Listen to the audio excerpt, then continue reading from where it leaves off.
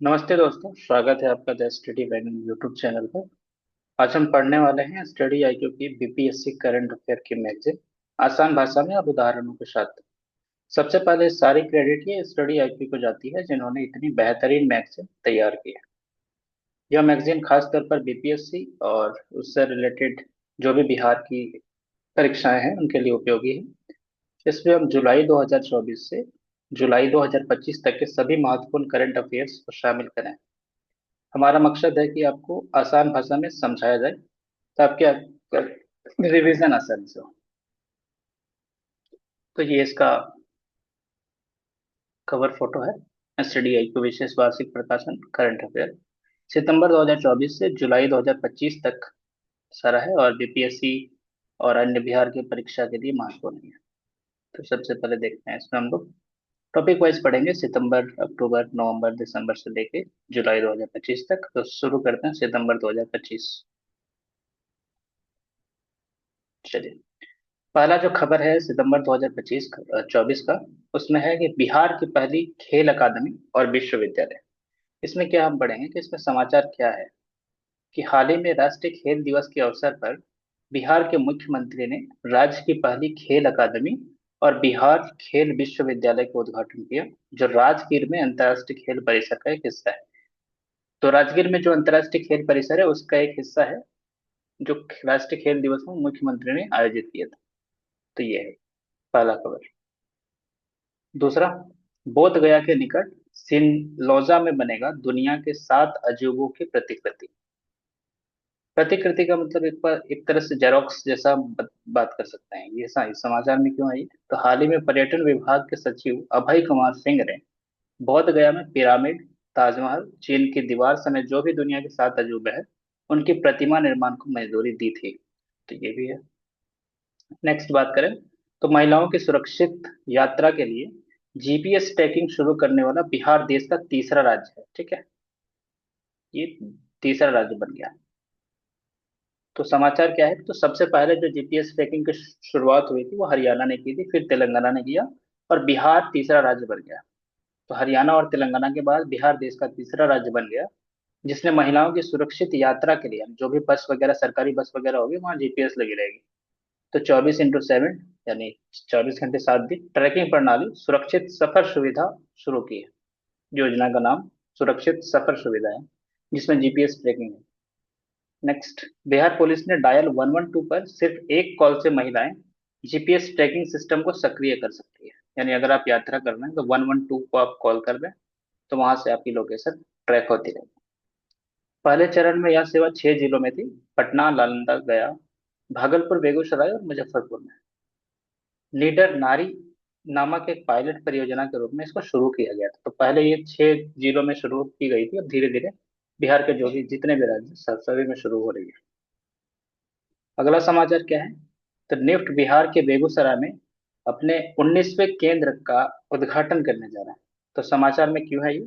तो हाल ही में बहुप्रतीक्षित राष्ट्रीय फैशन प्रौद्योगिकी संस्थान, जिसको निफ्ट कहा जाता है, इसी का फुल फॉर्म क्या है? बहुप्रतिष्ठित राष्ट्रीय फैशन प्रौद्योगिकी संस्थान के बेगूसराय विस्तार केंद्र का आधिकारिक उद्घाटन केंद्रीय कपड़ा मंत्री श्री गिरिराज सिंह ने किया। तो ये भी महत्वपूर्ण खबर है। एशिया की सबसे बड़ी इथेनॉल फैक्ट्री बिहार के जमुई जिले में के बिहार झारखंड सीमा रेखा के अंतर्गत। तो जो बिहार झारखंड की सीमा रेखा है वो जमुई में पड़ता है, वो बॉर्डर के पास है। नक्सल प्रभावित चकई प्रखंड क्षेत्र के उर्वा भलवा गांव में एशिया की सबसे बड़ी इथेनॉल फैक्ट्री स्थापित की जा रही है। तो ये एक याद रखने योग्य है कि जमुई जिला है, प्रखंड का नाम चकाई है और गांव का नाम है उर्वा भलवा। यहाँ पर एशिया की सबसे बड़ी इथेनॉल फैक्ट्री स्थापित की जा रही है।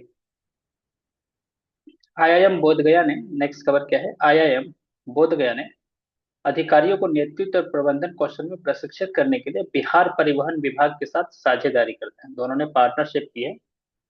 ठीक है, कौन? आईआईएम बोधगया और बिहार परिवहन विभाग में।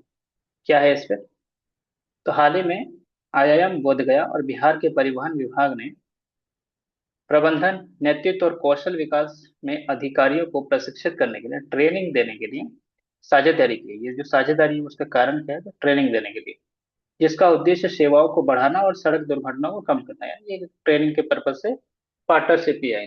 लोगों ने। नेक्स्ट, नई सांप प्रजाति अहेतुल्ला लॉन्गिरोस्ट्रिस। ठीक है, ये एक नई सांप की प्रजाति है ये।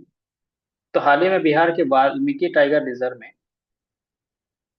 अहेतुल्ला लॉगिस्टिस नाम की, जिसकी लंबी थूथन वाला बेल सांप भी किसको कहा जाता है, नमक लंबी थूथन वाली एक नई सांप प्रजाति की खोज की है। तो ये इंपॉर्टेंट है कि ये जो प्रजाति है ये मिली कहाँ है, तो वाल्मीकि टाइगर रिजर्व में।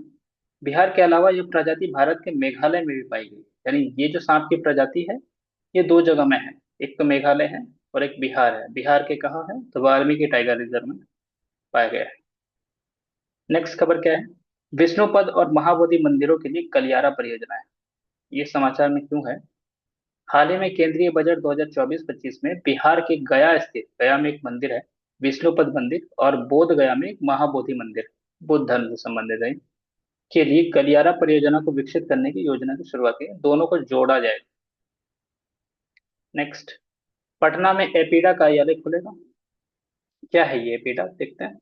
हाल ही में बिहार की कृषि मंत्री मंगल पांडे की केंद्रीय कृषि मंत्री शिवराज सिंह चौहान के साथ दिल्ली में हुई एक उच्च स्तरीय बैठक के बाद बिहार के कई सौगातें देने की घोषणा की गई। इसमें क्या क्या है, पहला, राष्ट्रीय कृषि विकास योजना के लिए कुल 45 करोड़ रुपए जारी किए गए।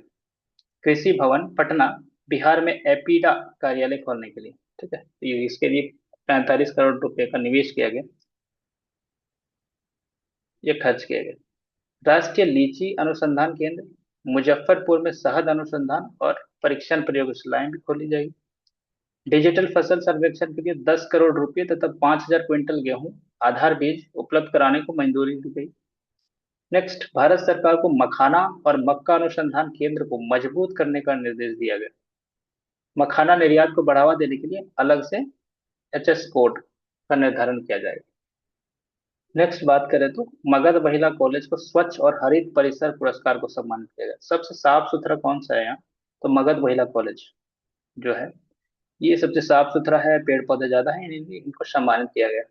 तो हाल ही में मगध महिला कॉलेज पटना को 18 सितंबर को छत्तीसगढ़ के बिलासपुर स्थित गुरु घासीदास विश्वविद्यालय के सभागार में वर्ष 2024 का सर्वश्रेष्ठ स्वच्छ और हरित परिसर का पुरस्कार दिया गया, पुरस्कृत किया गया।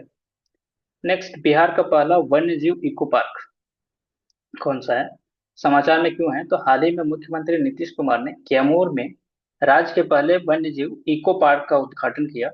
साथ ही राज्य के सबसे ऊंचे जलप्रपात तिलहर कुंड में मानक इको पर्यटन सुविधाओं का भी उद्घाटन किया है।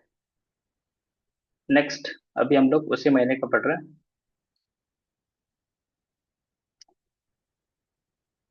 जहां तक हम लोगों ने कर लिया। नेक्स्ट देखते हैं, सितंबर 2024 का ये मुख्यमंत्री ग्रामीण सेतु निर्माण योजना। ये समाचार में क्या है, कौन सी योजना है, क्या है इसमें। हाल ही में बिहार सरकार ने राज्य के छोटे पुलों के निर्माण के माध्यम से ग्रामीण बुनियादी ढांचों को बढ़ावा दिया। पुल के माध्यम से गांव को जोड़ना, तो उसी लिए ये योजना है कि मुख्यमंत्री ग्रामीण सेतु निर्माण योजना, जिसको MGSNY भी कहा जाता है, इसको मंजूरी दी गई। बिहार पर्यटन और बाजार नीति 2024 क्या है ये, हाल ही में बिहार ने राज्य में पर्यटन बुनियादी ढांचे और बाजार एकीकरण को बढ़ावा देने के लिए बिहार पर्यटन और बाजार नीति 2024 को मंजूरी दी है, जिसमें यह सांस्कृतिक, पारिस्थितिक और विरासत पर्यटन का केंद्र बन जाएगा। धीरे धीरे लोग इसमें आएंगे और अर्थव्यवस्था में सुधार होगा। विशेषताएं क्या है कि अवसंरचना विकास, जो स्ट्रक्चर वगैरह है, इंफ्रास्ट्रक्चर, पर्यटकों की सहायता के लिए परिवहन, आवास सुविधाओं का सुधार, यानी जो भी घूमने के लिए आएंगे उनकी परिवहन में समस्या ना हो, रहने के लिए समस्या ना हो, तो इसका सुविधा में विकास किया जाएगा, सुधार किया जाएगा। तो जो भी बिहार की विरासतें हैं जैसे बोध गया, नालंदा, राजगीर, तो इनको ऐतिहासिक विरासत को प्रदर्शित करने पर जोर दिया जाएगा। जो भी बिहार के विरासत है उनको मजबूत किया जाएगा, ध्यान दिया जाएगा, विकास किया जाएगा। नेक्स्ट, सार्वजनिक निजी भागीदारी, इसमें प्राइवेट भी होगा और गवर्नमेंट भी होगा, दोनों मिलजुल के काम करेंगे। तो इससे क्या होगा कि जो निजी क्षेत्र है वो निवेश वगैरह करेगा। जब पर्यटन से संबंधित व्यवसाय और स्टार्टअप के लिए वित्तीय सहायता और सब्सिडी प्रदान करेगा, कई लोग यहाँ स्टार्टअप लगाएंगे, लोगों की आय बढ़ेगी, रोजगार बढ़ेगी, तो ये इसकी विशेषताएं होगी। नेक्स्ट, सारण जिले में स्थित रेलवे का मढ़ौरा संयंत्र अगले साल से अफ्रीका को इंजन निर्यात। समाचार में क्यों, तो हाल ही में बिहार के सारण जिले में स्थित मढ़ौरा रेल इंजन कारखाने ने भारतीय रेलवे विनिर्माण के क्षेत्र में बड़ी उपलब्धि हासिल की है। तो बिहार में एक जिला है सारण जिला, वहां पर इंजन बनते हैं, तो उनको अफ्रीका को बेचा जाएगा, निर्यात किया जाएगा। तो आत्मनिर्भर भारत अभियान के तहत यह कारखाना 2025 से अफ्रीका के विभिन्न देशों को अत्याधुनिक रेल इंजन भेजने की तैयारी कर रहा है। ठीक है। यह भारत का पहला रेल इंजन कारखाना होगा जो सीधे अंतर्राष्ट्रीय बाजार में निर्यात करेगा, यानी बिहार का एकमात्र रेलवे का इंजन कारखाना जो अफ्रीका को इंजन निर्यात करेगा, भेजेगा, बेचेगा। रवांडा प्रतिनिधिमंडल का बिहार दौरा। समाचार में क्यों है, तो हाल ही में रवांडा सरकार ने उच्च स्तरीय प्रतिमंडलीय ने नालंदा का दौरा किया, जहां उन्होंने वहां के चल रहे विभिन्न कार्यक्रमों का जायजा लिया। तो इसके माध्यम से बिहार की सतत जीवकोपार्जन योजना की सफलता की गूंज अब विदेशों में भी सुनाई देने लगी। विदेश के लोग आ रहे हैं बिहार में घूमने के लिए, सब जायजा वगैरह ले रहे हैं। फिर निवेश को भी बढ़ावा मिल जाएगा। अगला है कि बिहार की पहली स्पोर्ट क्लाइंब वॉल पटना में बनी। समाचार में क्यों है, तो हाल ही में खेल मंत्री सुरेंद्र मेहता ने राजधानी पटना में पाटलिपुत्र स्पोर्ट्स कॉम्प्लेक्स में बिहार की पहली स्पोर्ट क्लाइब की शुरुआत की। ठीक है। तो यहाँ ये भी समाचार खत्म होता है। नेक्स्ट बात करते हैं। गोपालगंज के राहुल नवीन को ईडी का निदेशक बनाया गया। तो हाल ही में बिहार के 1993 बैच के आईएफएस अधिकारी राहुल नवीन को प्रवर्तन निदेशालय यानी ईडी का नया निदेशक डायरेक्टर नियुक्त किया गया। वरिष्ठ आईपीएस अधिकारी आलोक राज बिहार के नए डीजीपी बने। तो इसमें है कि राज्य विधानसभा चुनाव से पहले बिहार सरकार ने हाल ही में 1989 बैच के आईपीएस अधिकारी आलोक राज को डीजीपी नियुक्त किया है, याद रखने योग्य बात है। नेक्स्ट, पटना की माही ने राष्ट्रीय तैराकी प्रतियोगिता में 2 स्वर्ण पदक जीते हैं।